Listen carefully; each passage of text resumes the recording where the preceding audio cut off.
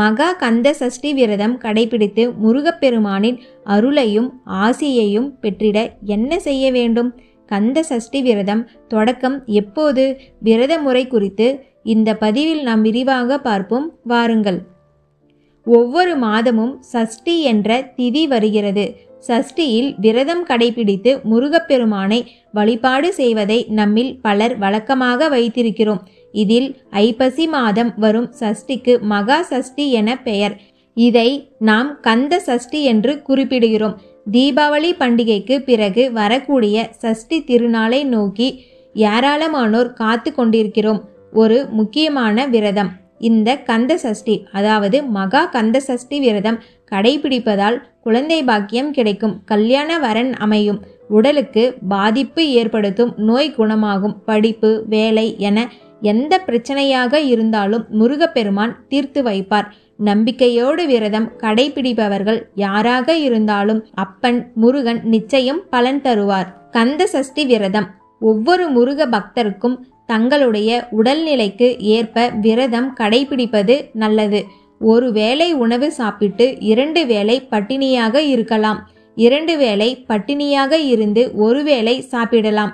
3 வேளையும் விரதம் கடைபிடித்தால் நெய்வேத்தியம் செய்த பால் மற்றும் வாழைப்பழம் அல்லது ஆப்பிள் சாப்பிடலாம். சிலர் இளநீர் மட்டுமே குடித்து விரதம் கடைபிடிப்பார்கள். இளநீரின் வழுக்கையை சாப்பிடுவது தவறல்ல. 7 நாட்களிலும் மிளகு மட்டுமே சாப்பிடுவது கடுமையான விரதமாகும். முதல் நாளில் 1 மிளகு, 2ஆம் நாளில் 2 மிளகு, 3ஆம் நாளில் 3 மிளகு என 7 நாட்களும் மிளகு மட்டுமே எடுப்பார்கள். சிலர் உப்பு இல்லாத உணவாக தயிர் சாதம் மற்றும் பால் சாதம் மட்டுமே உட்கொள்வார்கள். இன்னும் சிலர் காய்கறிகள் மட்டுமே சாப்பிட்டு அரிசி பருப்பு தவிர்த்து விரதம் கடைபிடிப்பார்கள். விரதத்தின் 7 நாட்களிலும் தண்ணீர் குடிக்கலாம். இதில் தவறு கிடையாது. விரத காலத்தில் செய்யக்கூடாதவை. விரத காலத்தில் காலை நேரத்தில் எக்காரணம் கொண்டும் தூங்கக்கூடாது. விரதம் தொடங்குவது எப்படி? சூரிய உதயத்திற்கு முன்பாக முருகப்பெருமானுக்கு பூஜை செய்து காப்பு கட்டி விரதத்தை தொடங்கவும். விரதத்தின் 7 நாட்களுக்கும் முருகப்பெருமானுக்கு பூஜை செய்யுங்கள்.